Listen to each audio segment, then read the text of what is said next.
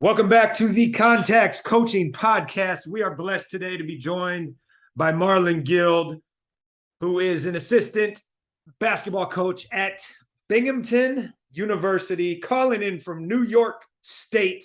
Thank you for being here today, Coach. No, thanks for having me, man. It's always good to be in your presence, man. That means I'm in the right place and we're gonna have a good time.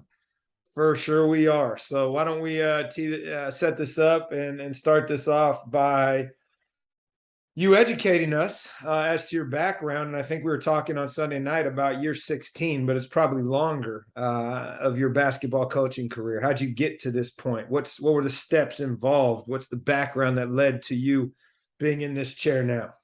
Man, how did I get here? So yeah, man, it's crazy that this is year 16. I like to say this. I got the gray hairs to prove it. That this is year 16, man. But I've been fortunate, man. And I've had this conversation with you before. And for me, man, at 39, I always say this, man, I've never had a job, right? Like this was almost fresh out of college, to a certain degree. Before I got into this, I was coaching. Before I got into college coaching, I was coaching at the AAU level for a couple of years while still in college. And then once I graduated from college, I worked at ESPN for about 18 months. And it really wasn't what I wanted to do. And one day, man, January of 2007, I got up from my cubicle at ESPN and never went back. And I try to tell people, hey, don't do what I did. That it worked for me. That doesn't mean it's gonna work for you. But just took a leap of faith to a certain degree, and 16 years later, I'm doing all right for myself. When you walked out of that cubicle and left the building, I'm not sure if you were in Bristol, Connecticut or not, but when you walked out the front door, you didn't just fall into the street into a coaching job. What was the process for transitioning from traditional? I mean, ESPN is not a traditional job, but you were definitely behind a desk, right? So what was the process for landing that first job? What was it? And then how did you leverage that, or how did things open up for you to move into different opportunities? Well, you know what? Not like I said, man, I didn't know what was going to happen.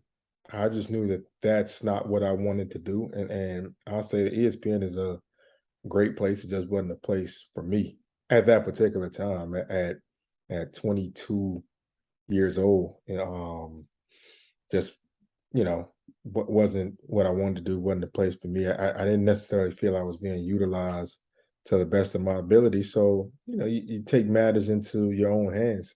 But to answer your question, I didn't know what it was going to be like. Um, I had a daughter at the time. She was about 2 years old. Um, and to be honest with you, just that was the most important thing. As long as she was okay, I knew that I would be fine.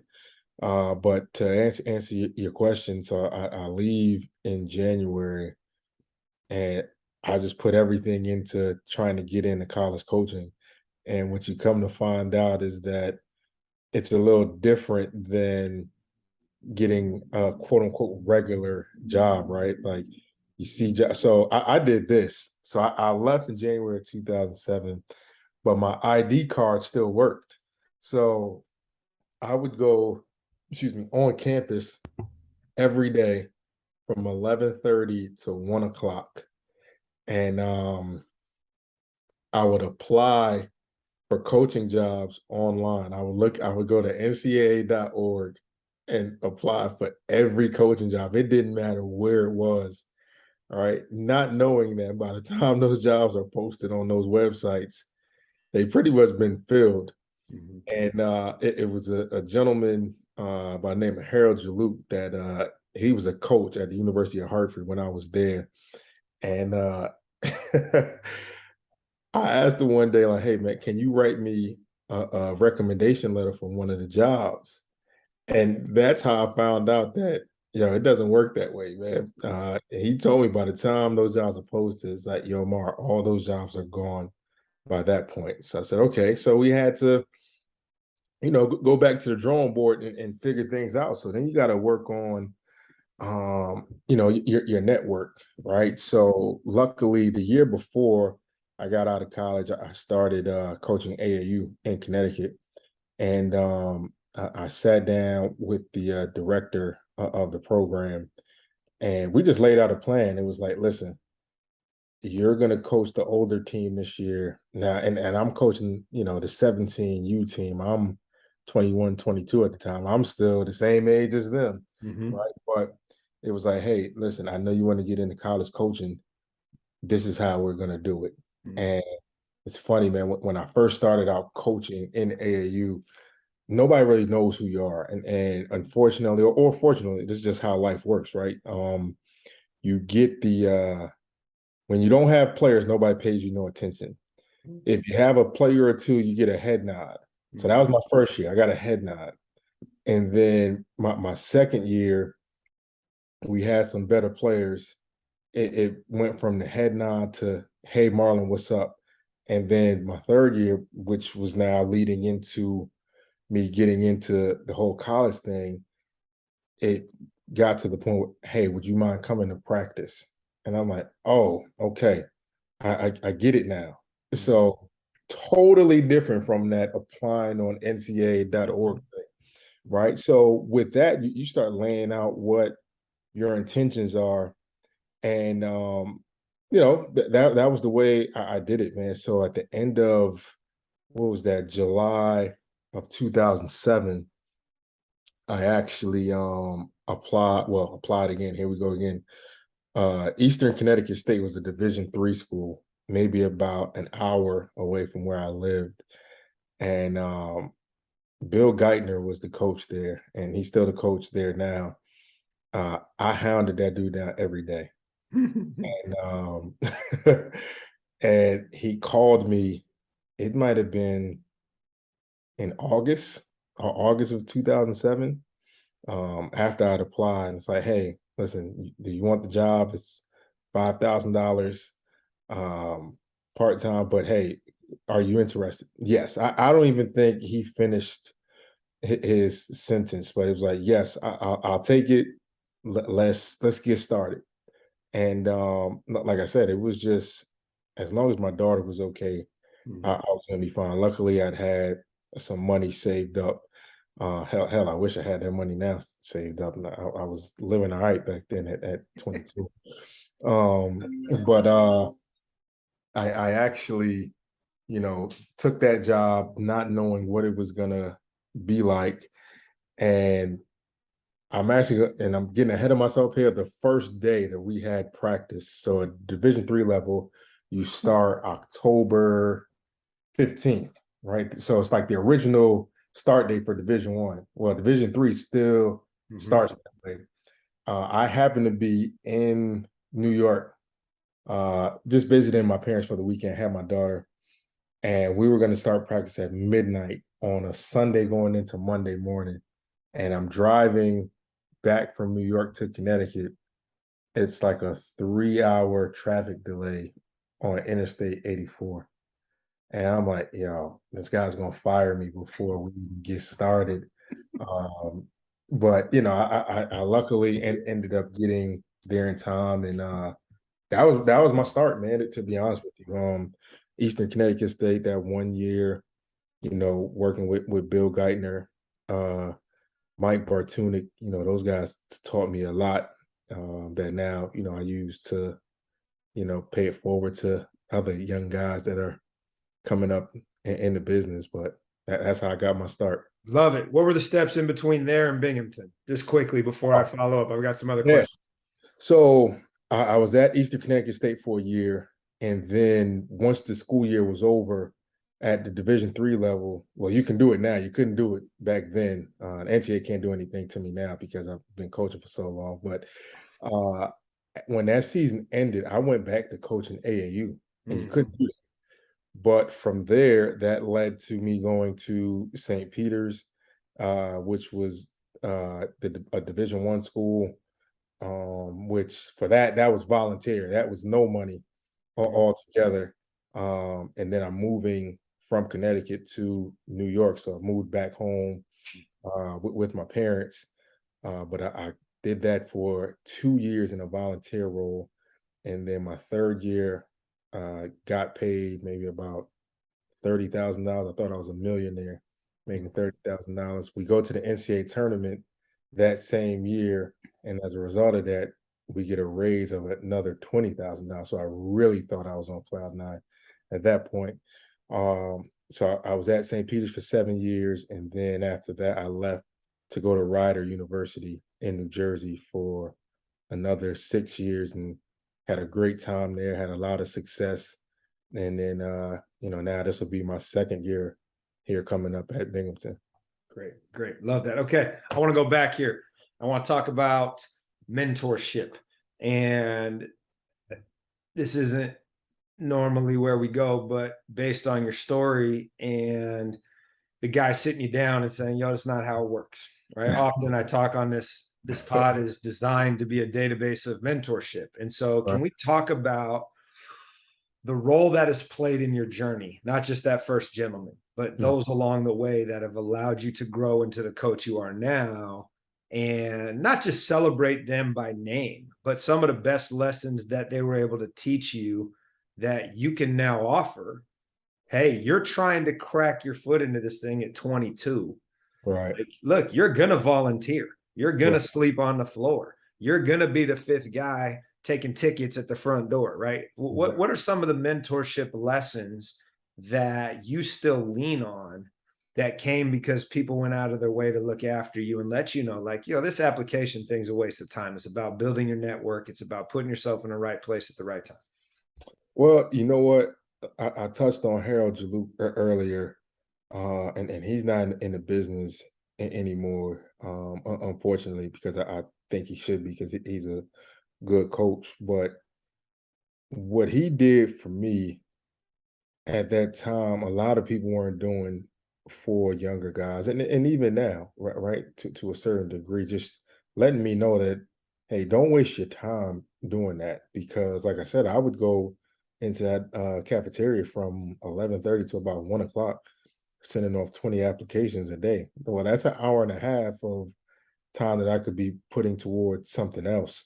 So I always was appreciative of that, learning that from Harold.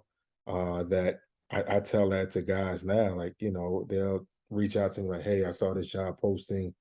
And I just say, hey, if I know the coach that's there or somebody there, let me reach out to them and see exactly what's going on before you apply, because I don't want you to waste your time. And I don't want you to go through that and get the dejection from the job really not being a job, because we all have been through that, right? But I learned that from Harold. And like I said, I learned, Bill Geithner and Coach Bartuni, they taught me a lot too, with just on how to teach and your delivery with coaching. And then when I got to St. Peter's, I was fortunate to be around guys like John Morton, who showed me how to be a professional, right? And how you're on time, but then how you dress when you're going to a game or if you're going to an airport, as a coach, because you never know who's watching you, right? I think he learned that from his days of playing in the NBA and playing professionally overseas. And then John Dunn was the head coach at St. Peter's. Man, like, if there's anybody that's going to listen to this, if you could get into college coaching, I would say you go work for John Dunn, because he's going to teach you how to be a coach. I started at St. Peter's not knowing anything, and I often joke about my first scout took me 4 months, and I'm never ashamed to say that, because if you fast forward now, I can do a scout in less than 4 minutes, right? But he brought me in it, and it's almost like I got my bachelor's and master's degree from the John Dunn School of Coaching. right? And I tell everybody that he showed me everything, how to from X's and O's, how to put a scout together. But the biggest thing that I learned from him was, hey, if you don't know what it is you're talking about, don't say it, because what we don't understand is that our players aren't as and I don't like to use the word dumb, but that's what it is. They aren't as dumb as we think they are. So they know that if you don't know what it is you're talking about, your credibility gets shot and they're never going to come back to you again. But he taught me that from the standpoint of my presentation on the court. With doing walkthroughs, we weren't allowed to have paper. So sometimes you'd have to remember 10 sets at one time, and it has to be on point, because if it's not on point, he knows that it's not on point, and he's probably going to question you about it. But then even with your physical scouting report, the paper that we give to the guys, he would get on you if there was a typo. And it's funny, I laugh now. We have some young guys with us here at Binghamton who are going to be great, when they get their shot. But I'm turning into him. They'll come to me and say, MG, what do you think about this? And I'll be like, yeah, that's great, but you got to put a comma right here. It's the craziest thing, man. That I've picked up from Coach Dunn, or the another thing, and I can go on and talk about Coach Dunn all day. He used to have this brown board in his office, which was a court, and he would have blocks, and we would go over plays with the blocks on this brown board. Justin, I went out and bought me a damn brown board and blocks my damn self from Michael's, man. And and when I bought the board, I sent them a picture of it, and I say, yeah, I got my board, but I was so excited that I bought this damn board, man, because it's what I saw him do. Mhm. And learning that from him, that when I got to my next stop at Ryder, it was like, hey, yeah, my main job was to recruit there, but then I started doing all the X's and O's and the scouts that, Kevin Baggett was the coach there, and he's a great coach too. Like I said, we had a lot of success. That one day he brought me into his office, like, yo, man, I didn't know you could do all this. And it's a true story. I'm gonna give a true story, and we can go on, man. We're playing Maryland my first year at Ryder, and I know all of their plays like the back of my hand. So I'm yelling out what's happening, and we should have won that game too. The refs cheated us. If you go back and look it up, November of 2015, we definitely should have won that game. But the crazy part to that was a couple weeks later, we're all in Cancun for a tournament, and Mark Turgeon comes up to me at one of the restaurants on the resort that we're playing at. He's like, "Hey, man, how did you know all of our plays?" And just picking my brain. So I like to have fun too. I said, "Hey, I went to the John Dunn School of Coaching," and he's literally trying to like, "Yo, where the hell is that school at?" And I'm like, it's actually in Jersey City, New Jersey. It'll change your life if you go. And I'm laughing about it, right? But like I said, man, just along the way, I've learned from so many people that now, I'm kind of on the other side to a certain degree. That now I can help the younger guys and show them what this business is like. And it's a fun business. It's a crazy business, but it's fun. And I just hope to, pay it forward to the younger guys coming up, like guys did for me. I absolutely love those stories, and you probably had them for a few minutes before you had to explain. But what I want to take away from that is what Coach Dunn inspired, gifted to you, held you accountable towards, and this idea of he taught you to be a professional. So if I were to ask you if you were going to put together a pamphlet of these are the things you young guys need to know if you want to grow, what would be the top 3 things in that list? Boom, boom, boom. Non-negotiables if you want to have success in this space and any other. Well, the first thing I'm going to say is work I think sometimes that gets a little misconstrued, right? Like guys think that they're working, but it's not necessarily work. And what I mean by that is work when nobody's looking, right? And I still do this to this day. Yeah, we come in and we have practice and we watch film in the office and you monitor your players and things of that nature. But when you're going home, find time to, and I like to call it sharpen your own saw, because I think eventually we all want to be head coaches. Well, what happens when that opportunity comes and you're not ready? Because it has happened to some guys and some women as well. They've been given the opportunity and they didn't necessarily prepare as well as they could have for it, right? So, I think putting in the necessary work, and it's when you go home, if you give yourself an extra hour a day for an entire year, that's 365 extra hours that you put in that others might not have, right? And I still do that to this day. I've got a clipboard by my couch. I keep a pen and pad on the side of my bed. And because sometimes ideas come to me at 3 in the morning, I'll say this, and I hope they hear it. The guys on my staff, they freaking hate me because I'll send a text at different times of the night, like, fellas, I just saw this. And they won't respond either. And they know I get upset with it. And I just say, hey, fellas, just know I'm going to keep texting you. It's not going to stop. So, but I love those guys too. My staff is that I'm with, they're like the best group of guys ever. We got a good mixture from old to young. They make me feel young. But I just to get back to your point, I would say the work, don't be afraid to do the work. The second thing I'd say is don't be afraid to have confidence. And what I mean by that is, you know, putting yourself out there and introducing yourself to people, right? Within reason. And I think that's something early on that I probably didn't do enough in my career because, I came up during a time where the work should speak for itself, which it should, but at the same time, you got to be able to say, hey, how you doing? My name is Marlon Guild. I'm an assistant coach at such and such.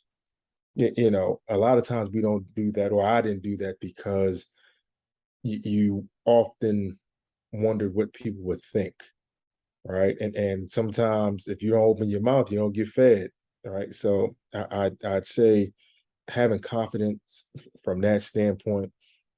And then the third thing, I guess if there would be a third, would be to study two coaches that you like that aren't in your inner circle. I know for me coming up, those two coaches were Chris Mack, who was formerly at Louisville, he was at Xavier before that, and Ed Cooley, that's at Providence now. And when I first got into coaching, he was in our conference at Fairfield.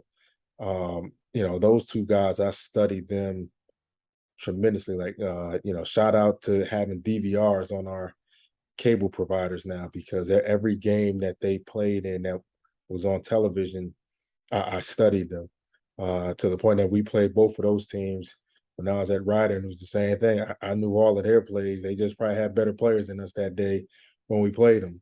But to answer your question, those would be the three things that I would say. I want to go back before I leap forward to the work piece, right? When nobody's looking. The other thing I think you're hinting at, but I want to make sure it gets stated for the people listening. It's like, don't be afraid to do more than your share, right? Right. And to carry more water than is being asked of you. I got told in my first opportunity, which is, grab the ball and run with it. Don't wait to be told what to do, right? How are you adding value where you see gaps? And consulting with the boss, like, hey, I think we can do this better, bring things Right. to the table, right? And that goes to that confidence piece. And then I want to know here, you're studying these two coaches that aren't in your circle. What can you learn through that where you're really not connected, right? It's basically on TV and video versus what are you learning from those inside of your circle? And how do you compare and contrast that approach to learning, right? Because obviously you're learning from the John Dunn School of Coaching, your head coaches at different places, but then I'm also on the TV studying these guys and whatever I can learn out of their program, but you don't necessarily have the capacity to pick up the phone and say, hey, why? You did this, why? Right? Talk a little bit about that process and how the different approach has led to where you are now. Well, it's funny, man. So I think in coaching, everybody takes something away from somebody. Nobody necessarily invented the wheel. So, let's just take, if I'm watching a Providence game, and luckily, as years have gone on, I've gotten a chance to talk to Coach Cooley and the rest of the staff there over at Providence, and pick their brain from time to time.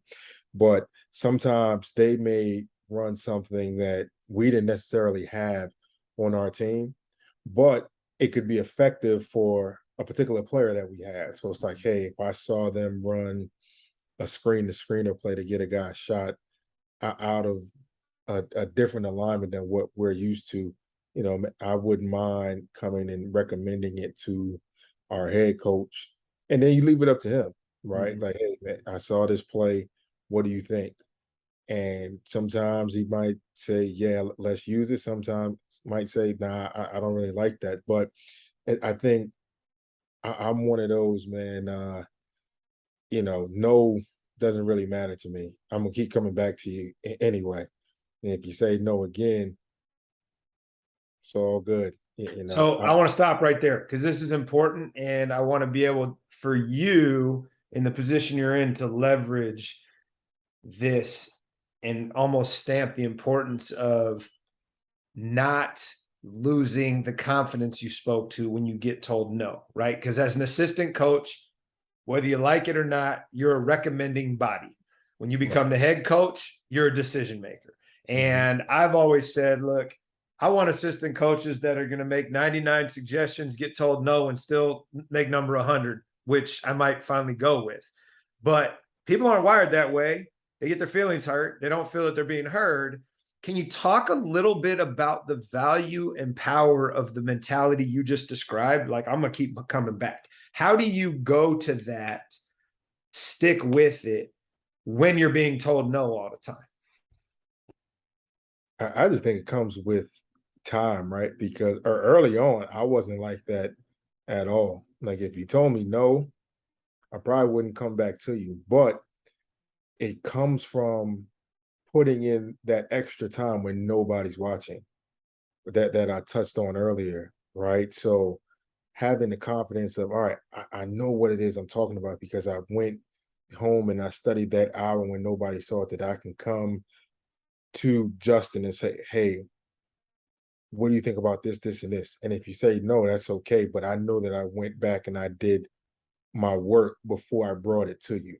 The presentation was clear, precise, and on point.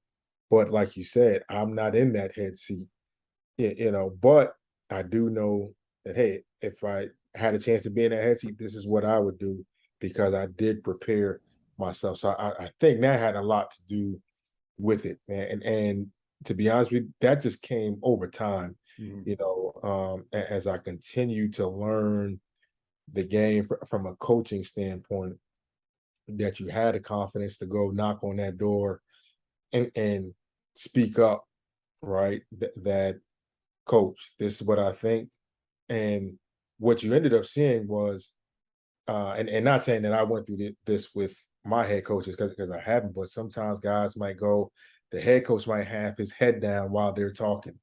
And then as time goes on, their head picks up a little more, that when that coach comes into the office, now you have your head coach's undivided attention. And I think good head coaches know that too. Mm-hmm. They know when their guys are working that they can really be attentive to them. Mm-hmm. And not to say that they're being disrespectful, but you see it and you feel it Mm-hmm. that, okay, he's ready. I remember there was a conversation that I had with Coach Dunn when I was leaving St. Peter's to go to Ryder, and I didn't want to leave. Mm-hmm. And he looked me straight in the eyes and said, "Hey man, it's time. The only thing left for you to do here is take my job, and I'm not leaving." And fast forward, he left 3 years later, but that's the story for another day. Um, but those kind of words of affirmation is what allows you to build that confidence to continue to move on and try to better yourself. Mhm. Well, I think there's an aspect of that as well, that you're learning. Every no is an opportunity to learn, right? Where you're learning, oh, okay, no to this. It's not a no in perpetuity. I mean, maybe he thinks about it for a couple of days and comes back and it's like, hey, tell me more about this. Or maybe it's no, because that doesn't fit the mission and vision of what that coach is doing. Right. And you have to figure out what it is, what their core values are, Hmm. and figure out that workaround, right? Because there's an aspect of delivery Sure. that increases your success ratio as a advice giver, right? In regards to, like, if you Right. deliver it in a certain way, maybe it's going to be listened to rather than this approach. Can you talk a little bit about the dynamics of being an assistant coach, and not just leading down to your athletes, but also leading up to your head coach, in regards to making sure that the greater good of the program is always at the front of mind, and it's not necessarily your ego that's important. Talk a little bit about those experiences you've had. Well, I think that's the number one thing, right? That you have to understand it's not your program. You're a part of it. And I compare it to this. I'm a big mobster movie guy. I'm a capo. Head coach is the Don. All right. So as a capo, I gotta make sure everything's all right for the Don, because if the Don gets taken out, we have no operation. All right. So as a result of that, you're really like the buffer between the players and the coach. Sometimes the head coach might not understand where the player is coming from, and sometimes the player might not understand where the coach is coming from. So you have to be that bridge in the gap to say, "Hey, man, well, you know what? Coach said this, this, and this because he's just trying to get the best out of you." But then you got to have that confidence to come back and say, "Hey, coach, you know what? I think we need to talk to Justin this way to get the best out of him." And as a result of that, the Don might look at the cop on that, "You don't know what the hell you're talking about," and you got to accept that, right? But what you come to find more times than not is that you are, if not the most, and I'm even gonna take it a step further, because coaching staffs are so big now. I often say, assistant coaches are important. We definitely are. But, I look at the director of basketball operations as the most important person on the staff. They know everything. They know the coach's schedule. They know where all the dead bodies to a certain degree are buried. But it prepares them to be assistant coaches as well, and learning how to handle situations. And to be honest with you, everywhere I've been, you know, we didn't necessarily have the resources and the budgets to have, 10 administrative spots on the staff. Everywhere I've been, for the most part, it's just been three assistant coaches, one ops guy, and the head coach. So we all had to like lean on each other a lot more. So with that, that's what comes into, you know, managing the ship to a certain degree for everybody. Yeah, no doubt. And I think what you mentioned there about the ops, right? You've also got the managers, you've also Mm. got the support staff. We talked earlier about the trainer and the strength coach, and the way in which kids will talk to them that they don't talk to the other coaches. Mhm. It's been a running joke on this thing that when you travel, nobody's in the head coach's van, everybody's in the assistant's van, right? And you move into the head coach chair, and all of a sudden there's nobody in your van when you used to be the popular guy. But Yeah. that aside, you mentioned the lonely work that you do to prepare as a basketball coach, and I'm curious how much time you spend watching other disciplines that aren't basketball to find things to enhance your skill set as a basketball coach, whether on TV, whether departmentally, right? Maybe you're down the hall from the tennis coach, like who knows? But I'm always curious because I think we often get tunnel vision in our sport or in our academic pursuit, whatever it might be, that we forget that there's plenty of other opportunities out there if you look at what you can steal and apply. Anything like that that you've come across over the years that you still use? No, it's crazy. And I hope my mom hears this. Actually, she is going to hear this because I'm going to send it to her. I am a big, big reader now, which when I was a kid, you couldn't pay me enough to read a book. It wasn't happening. Now, I'm kind of going through that with my kids. So I guess that's kind of karma to a certain degree, but I'm Indeed. I'm an avid reader, man. I try to read one book a month.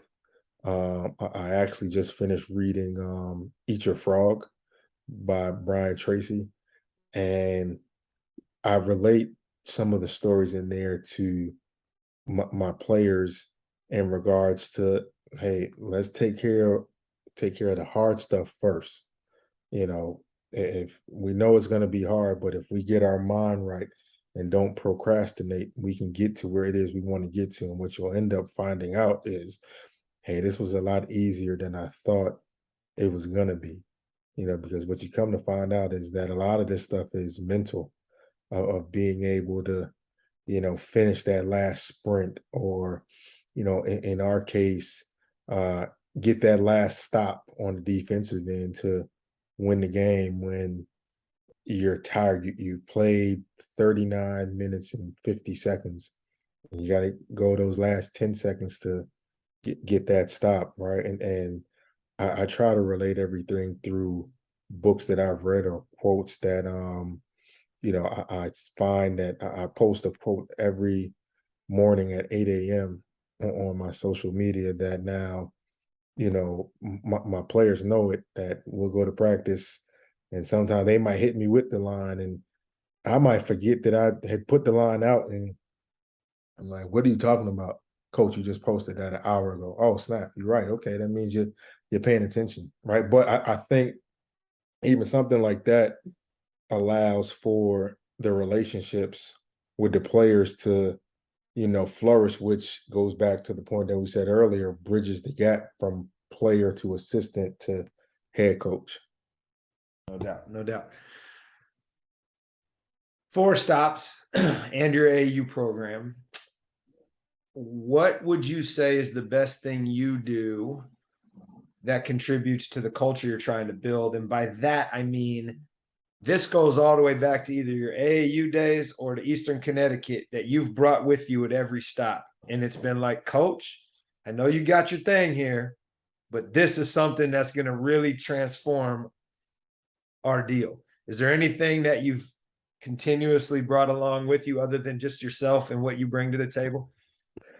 Well, nah, I was gonna say me.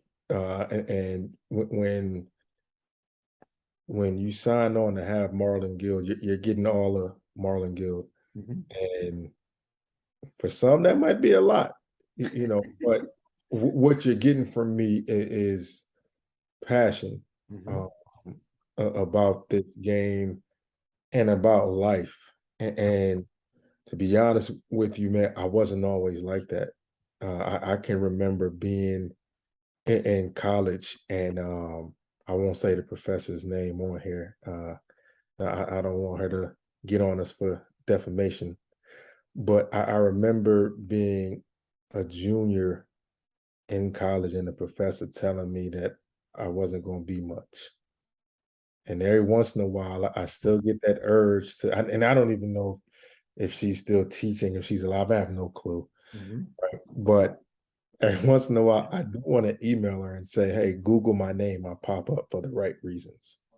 Right. And by no means was I a knucklehead or anything like that, because I'm not stating that. Um, but with that, I just always say, yeah, you're gonna get all of me. There's no half anymore. I feel like I've shortchanged myself for so long that now you're getting all of me, but I can give you everything that I have to offer because I have the confidence in myself to do so because of the work that I've put in when nobody's watching.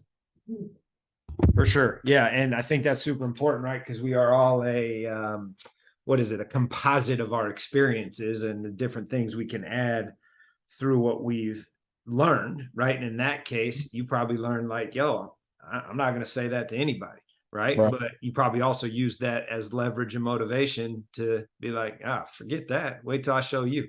Well, you know what? I'll add this now, good or bad. You know, my mouth sometimes has no cover, but at the same time, if you ask any player that I've coached, they will all tell you the same thing. Like, yeah, coach got on me, but it wasn't nothing for me to hear from him afterwards about, yo, man, give me a hug. mm-hmm, mm-hmm, Every last one of them in my 16 years of coaching, and I like to think that I did it the right way because I still hear from them all. mm-hmm. And there's not a lot of coaches that can say that. Every player that I've coached, I can assure you they still have my number in their phone somewhere. Now, that doesn't mean that they're reaching out to me, but they still have my number in their phone. So let's talk about this as we reflect back on he left 3 years later and the only thing to do was take his job. And when the opportunity presents itself for you to have your own head job, what are the things that you most anticipate? Because I usually ask, like, hey, what did you need to figure out that you thought you knew, right? So what are the things after 16 years of prepping for this that you're anticipating, realizing right away that you need to figure out? It's going to be a lot faster than I thought it was.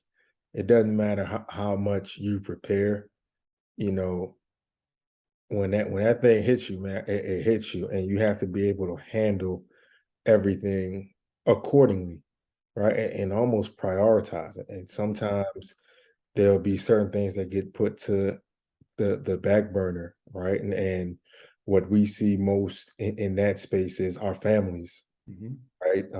Whether it's your wife, your kids, um, because if you really look at it, when you're the head coach, in addition to your kids, most teams have, what, let's say 13 players.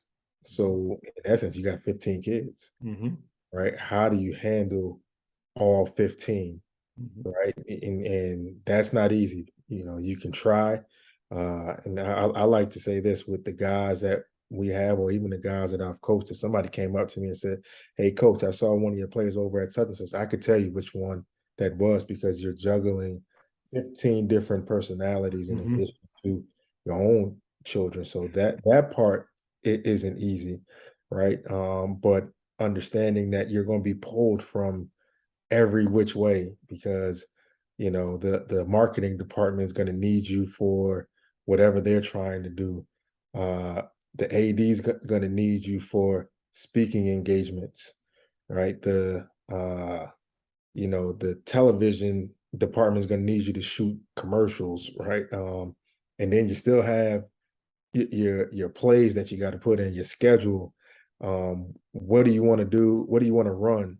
All of those things come into play. So I think just having that mindset of being able to, I guess the first 100 days is always the question you get asked. What do your first 100 days look like? Well, you're like a boxer. You're on the ropes, and you have to find a way to get back to the middle of the ring. Mm-hmm. But I think that's where, hiring the right group of people help, to get you back to the middle of the ring, and say, "Come on, champ, you can do it." Right? We all need that. So I think just anticipating the speed of everything that's going to come at you, is what's going to be the biggest thing that I would need to handle, or like we all need to handle when given Yeah. that opportunity.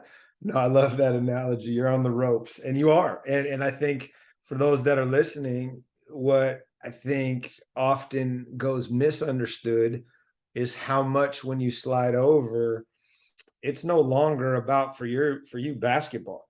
Like that's 10%, 15% of what you're going to do. Right. It's the administrative 85% of leading, of managing, of interacting with advancement or whoever you just mentioned, right? And I think that's such an important piece of it, to where one of my good friends in the very first episode of the show, he said, you need to understand the difference between important and urgent. And that is your boxer on the ropes analogy, right? Where it's like you're trying to get back to the middle of the ring to deal with the important stuff, because the urgent stuff is keeping you on the ropes. And so I think that was a great anecdote that I'm going to steal moving forward. Let me wrap with this, Marl, because we talk offline very rarely about coaching and basketball, but about other things. And one of the things that I've taken to asking on the show is, what is the thing that you have most recently changed your mind on? And I'm not really asking about basketball, just in general. If you were to think about the way in which you inhabit your space in the world, hey, I used to be here and now I'm over here. And here's why. There's a direct reason why, and I can point to it. What do you think that is for you? It's gonna sound crazy, but it's the truest thing. I have a backyard now. My life has changed that way. For 38 years, man, I never had a backyard. All right. So I don't know what that's like to sit on your porch on a Friday. And hell, I don't even do it now, but I look out my window and I see I got a backyard with green grass. Hell, where I'm from, green grass, you ain't sitting there. You're probably smoking it. Right. So um, that's been the biggest thing for me, man, that it shows me how far I've come. Mhm. You know, I know we talk about it, in our group and offline, man, but I'm from 303 Atkins Avenue, man, in Brooklyn, New York. I assure you, if some of your listeners drove by there right now, you know, they would say, "Wow," because I do it, right, and it's always a reminder to a certain degree for me. I don't get home as often as I need to, which I don't want to, right? But every once in a while, every couple months, I drive in the house that I grew up in and really take in, like, yo, man, like you've done something, and along the way, I know I didn't get here on my own. There were guys that I grew up with that didn't have the same opportunities I have. So as a result of that, the space that I'm in now, that's why it's so important for me to bring a young guy with me. Mhm. And then I asked, I tell them all the same thing. Only thing I'm gonna ask you is to bring the next person up, guy or girl, and we keep it going that way. So now we can all have a backyard to look out and say, "Wow, that's some nice grass that's back there." So Mhm. Mhm. Man, that might be the best answer I've heard on that question in quite some time. I have a backyard now, because as trivial as that may seem, the way you framed it is, it's an appreciation and a gratitude piece that we don't often think about, right? It's like, sure. hey, I've told people all the time, you call me, it's like, yo, how's it going? It's great. Like, I live in Pebble Beach. You're not gonna hear me complain about nothing. So it's like, how do we point to those things that are special and Right. keep them front of mind when we are on the proverbial ropes, as you discussed? So anyway, man, I appreciate you carving out the time. I know we had some fits and starts on this thing in the last 2 days, but it's been fun, and can't wait to get this out there in the universe, and make sure people that need to hear it. And since we've alluded to it, we are part of a men's group that meets every Sunday. If there's anybody out there that wants to join us, feel free to hit us up, and we'll give you the details where you can come and test it out and see if it's for you. Yes, indeed. It'll change your life. All right, brother. I'll talk to you soon. I just appreciate it, man. Yep.